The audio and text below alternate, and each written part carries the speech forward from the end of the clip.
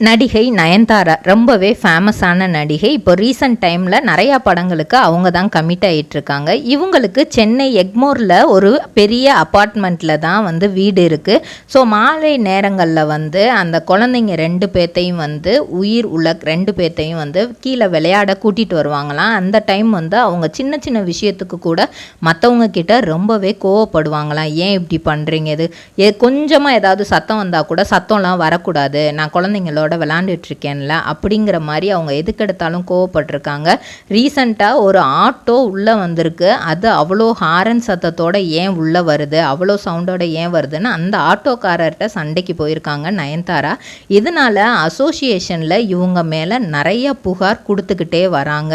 ஒரு ஹீரோயின்னா இப்படிலாம் பண்ணலாமா, அவங்களுக்குள்ள ஃப்ரீடம் எங்களுக்கும் இருக்குதானே அப்படிங்கிற மாதிரி கேட்டெல்லாம் இது பண்ணியிருக்காங்க. இது மாதிரி சினிமா நியூஸை தெரிஞ்சுக்கிற சேனலை மறக்க